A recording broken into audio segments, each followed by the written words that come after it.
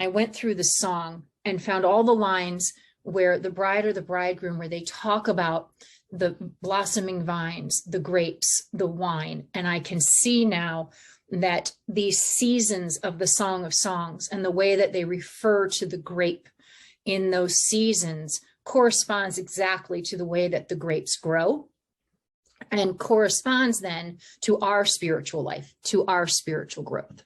So what was really interesting learning about the budding and blooming of the grapes is that in the spring, one of the really important dates for winemakers is what they call breaking bud, when the grapevines, when the leaves start to come out again out of the vines that have been dormant through the winter. And that signals to them that the season of growing has begun.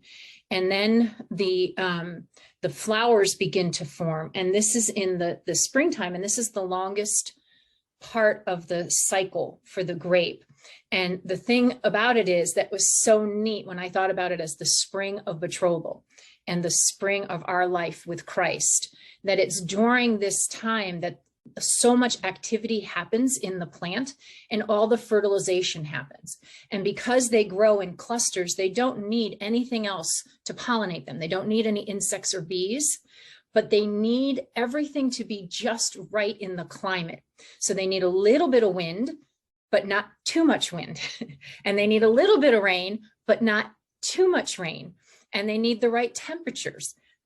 Everything has to be just right if they're going to have a really good harvest. It's a very delicate and fragile time in the life of the grape plant. As we're talking about the spiritual growth, like the way that St. John of the Cross talks about those who are already proficients, those who already have come to know Christ, already know that they want to go deeper in this life with Christ. They're already following him, walking with him. Right? So this is where the bride is in the springtime of betrothal. We're not talking about beginners. He calls them beginners, but he makes it clear he's not talking about those who have just been introduced to the gospel, those who have already been with Jesus for a while. And now they're beginners on the road to perfection, on this road to union, to transforming union with the bridegroom. And so if we think about the spring of betrothal as this beginning, this realization, like where the bride is at that point, where she's asking, I don't want to wander after your companions anymore. I know now you are the one my soul has been seeking. I am ready to make this commitment to you, just like a man and a woman would make that commitment in a betrothal. They're not yet married, but they're betrothed. They know that they are meant one for the other. And so this season of growth and change and fertilization that happens in the plant, it produces these flowers. And one of the things that I read about was that during this time of flowering, each type of grape, each variety gives off its own scent. So every different type of wine grape has a different smell. And the one video I was watching, the woman was walking around the vineyard and she said, it's such a delicate perfume, which immediately made me think of the Song of Songs. And it made me think about how each one of us, our perfume, the perfume that we give off to the bridegroom is unique, how he sees each one of us and our love as so unique and so beautiful and delicate, and our very own song that we sing with him. No two Song of Songs, no two love songs with the bridegroom are exactly alike. And this is true for the grapes as well, for the flowering grapes. The fruit has been produced, and now we're in the autumn of the fruits in the song. And now what has to happen to these grapes in order for them to become wine? And so when I learned about how they made wine in ancient Israel, one of the things that struck me was that they would often take the grapes and set them out on these cloths in the sun next to the wine press, and they would leave them there for a week, literally to be burnt by the sun, because that would make sweeter wine. It increases the sugar content in the grape, and the wine is even sweeter. And so immediately I went back to verse 1:5, 1:6 in the Song of Songs. It is the sun that has burned me, the bride says. And so this being burnt by the sun, that even in our exile, this burning of the sun that happens to us, if we bring all of that, the old and the new fruits, to the bridegroom, the wine he can produce from our lives, from all that's happened to us, from all that's in our hearts, is even sweeter. And this is the journey of the grape, right? It has to be trampled, stomped, pressed, in order that its juices might flow. And then it sits in the dark, in the silence. So the wine presses that they have uncovered, there would be this large area where they would stomp the grapes, and it would have a drain, and the juice would run down the drain and into underground, where they would put it into those stone jars that we've seen pictures of. It would go into those stone jars, or sometimes they would just leave it in this dugout pit underground. But then it would stay underground where the temperature is consistent, dark and still and silent, not touched, while it fermented. So that also made me think about how so much of our spiritual growth, how our coming into union with the bridegroom happens in the silence, in the stillness, that we need that time, in a sense, to allow what he's been pouring into us to ferment, to process within us. And we can only do that if we take the time to be still. For us to desire to be the grapes that grow on the vine of Jesus, right? And then to allow ourselves, as he did, willingly, to be put in the wine press, to let the juices flow from us, so that he can make good, sweet wine from our lives, from all the circumstances in our lives. Especially when we think that that wine is the joy of the Lord, that he has told us that is our strength, and it is joy that is the net that catches souls, is what Mother Teresa told us, right? We want to be joyful brides, brides who are joyfully anticipating the fulfillment of our union with our loved one, with our bridegroom. Verse Hebrews 12:2, that it was for the joy set before him that Christ endured the cross. And this is the same joy that's set before us. This is the joy that Mary knew, even in the midst of all the piercings of the swords of sorrow. But she knew the joy of the Lord, and she kept her hope in that. So it also took me to the unity cross, to the image of the unity cross, to standing at the foot of the cross with Mother Mary, holding up the chalice of our hearts and allowing the wine of his love, the water of his mercy, to fill the chalice of our hearts, that then we may go and pour this wine out into the world. It speaks of the bride's breasts being clusters of grapes, that this is what he needs in the world. He needs souls who will allow themselves to be filled with the wine of divine love, the wine of holy joy, and then to feed others that wine, to be a source that wine can flow from into the world. And he invites us, as St. Francis de Sales says, he invites us to drink, and not just drink, but what does he say in the song? To drink deeply. Drink deeply, my friends. Do not be afraid to become intoxicated on the wine of his love. That this is a whole new kind of intoxication. This is one that makes us crazy with love, and yet more sane than anyone we know, right? This is the apostles after Pentecost, intoxicated, inebriated. The people saw them and said, what, are they drunk? Are they crazy?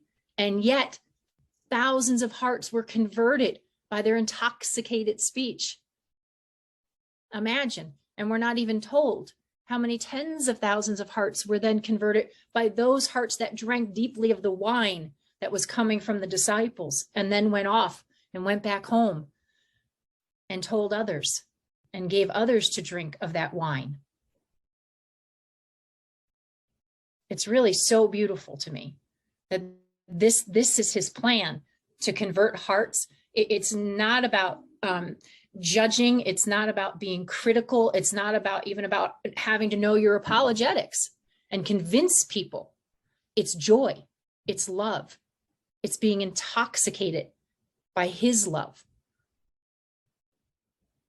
Falling in love with the bridegroom, and then allowing that love to just permeate your being so it just naturally flows out into the world.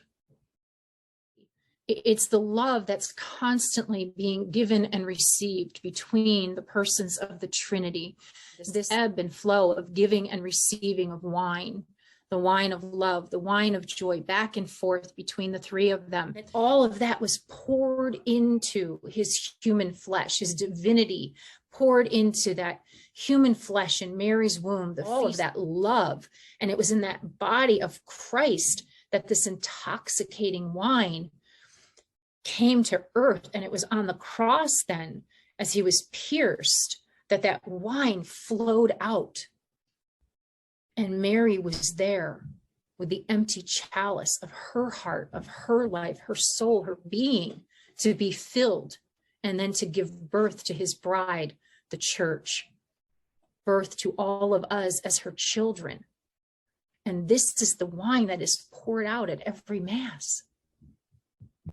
And this is the Holy Spirit that comes upon us and seals us at our baptism, that is offered to us again in confirmation, that is offered to us whenever we ask for it. This ever-flowing wine.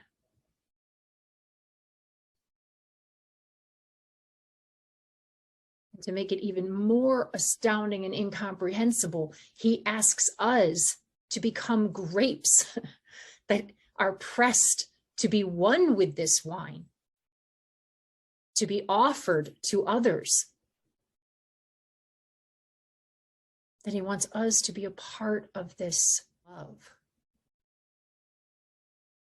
To not just ourselves to become inebriated on this divine wine, but to become wine. This is another way to look at the journey of the bride, to look at our journey. In the spring of betrothal, he tells her that spring has come. The rains are over and gone. The vines are just beginning to bud. And he tells her to catch the little foxes.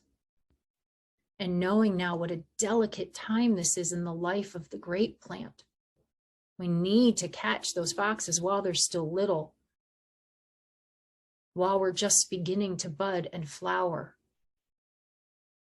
Because if that time is disrupted, if we allow them to eat those flowers, there will be no grapes. They will make havoc of our vineyards.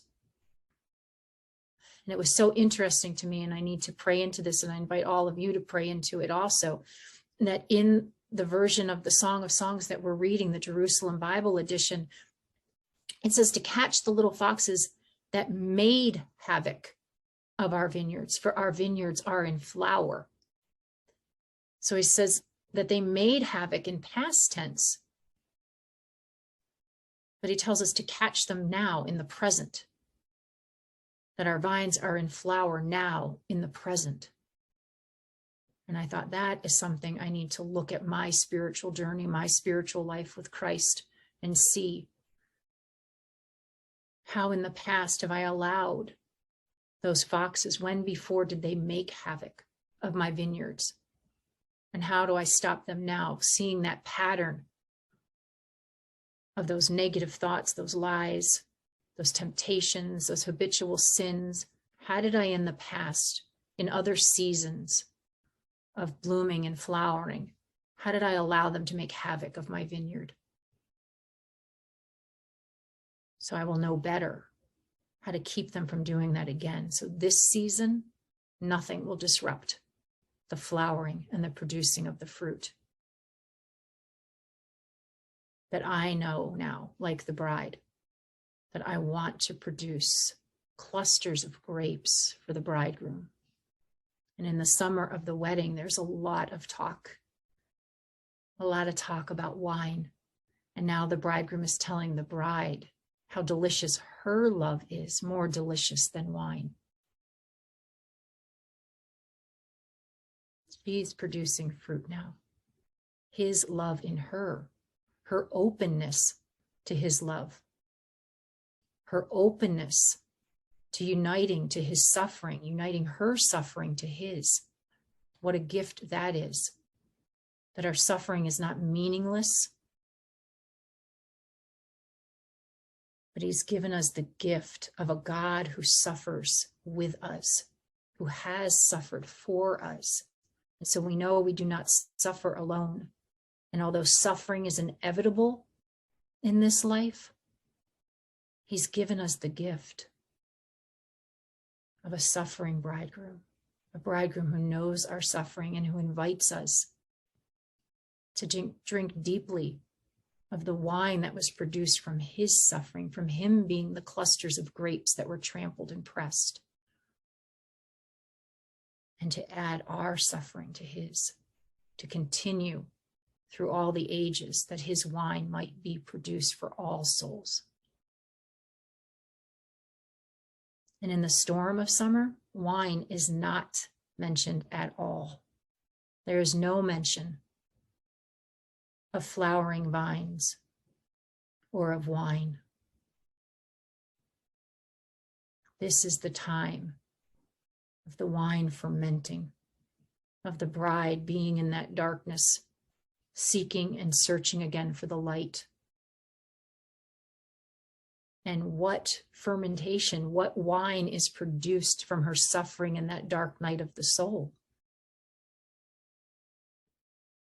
Because once she finds him, we go immediately into the autumn of the fruits.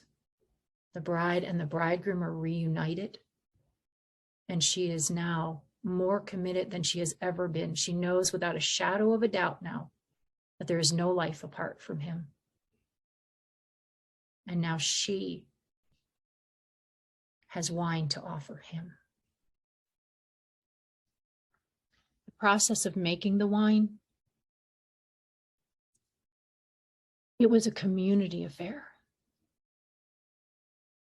When the grapes were being stomped and trampled, the whole village was there, and they would take turns purifying their feet to then take their turn stomping the grapes. And those who were watching would sing and dance and encourage and strengthen those who were doing the work. And it just reinforced to me that we're not meant to travel this mountain journey alone. That we need one another, and we need one another in every season of this. And especially in those seasons of suffering, those seasons when we are in the wine press, that we draw strength from one another. And how good is our God that he's given us not only the communities that we have now in our lives, but he's given us the communion of saints. He's given us the life of the Trinity to draw into. He's given us Mother Mary, the angels. We have to continue to ask for those dove eyes to see the spiritual reality that is all around us in every moment. There is more to life than what we realize. There is more than what we see. And without those dove eyes, I don't know how we have the strength to bear the sufferings in this world right now. We need those dove eyes. We need to know we are not ever alone.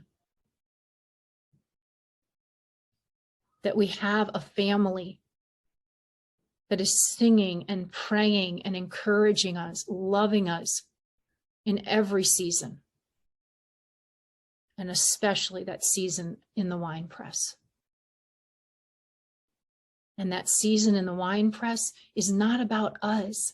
Like it just keeps hitting me how, when he said that we are irrevocably connected to all that is. Like, can you see that just in even this idea of being pressed into the wine of the joy of the Lord, the wine of divine love? It's not just for us. Like our suffering can have value and meaning beyond what we can comprehend because we give it to him. And we can't even imagine what he does with it. And truly, it is his love and his divine, ever-flowing wine and water from his side that is the force, the mercy that keeps all of us in being.